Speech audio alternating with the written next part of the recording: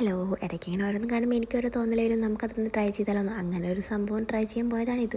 സംഭവം ഞാൻ ട്രൈ ചെയ്യാൻ പോയത് കൊത്തു കുബൂസാണെങ്കിലും അവസാനത്ത് എത്തിപ്പെട്ടത് മുട്ടക്കറിയിലായിരുന്നു. സംഭവം ഞാൻ നല്ല ആവേശത്തോടു കൂടി ഉണ്ടാക്കുന്നുണ്ടെങ്കിലും എനിക്ക് കുബൂസ് കിട്ടിയിട്ടുണ്ടായിരുന്നില്ല. രാത്രി പോണു, കടയിൽ പോകുന്നു, കുബൂസ് വാങ്ങുന്നു, പോകുന്നു എന്നൊക്കെയായിരുന്നു മനസ്സിൽ പ്ലാൻ. പക്ഷേ കടയിൽ പോയപ്പോൾ ചേട്ടൻ പറഞ്ഞു രാവിലെ കുബൂസ് കിട്ടത്തുള്ളൂ എന്ന്. അപ്പോൾ ഞാൻ വിചാരിച്ചു ജസ്റ്റ് നമുക്ക് ഗ്രേവി ആക്കി വെക്കാം, രാവിലെ കുബൂസ് ആഡ് ചെയ്യുക, അത്രയും വിചാരിച്ചുള്ളൂ. പക്ഷേ ഉണ്ടാക്കി വന്നപ്പോൾ എനിക്കൊരു തോന്നൽ, നമുക്കിത് എന്തുകൊണ്ട് മുട്ടക്കറി ആക്കിക്കൂടാ.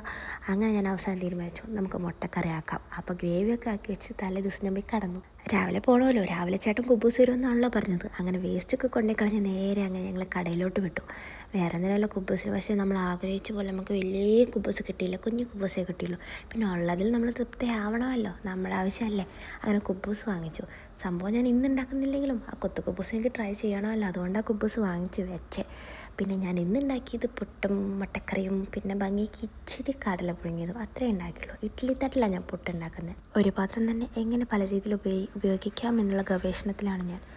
അങ്ങനെ കൊത്തു കുബൂസിൽ തുടങ്ങി മുട്ടക്കറി ആയെങ്കിലും സംഭവം എന്തായാലും സൂപ്പറായി. അപ്പോൾ ഓക്കെ, ബൈ.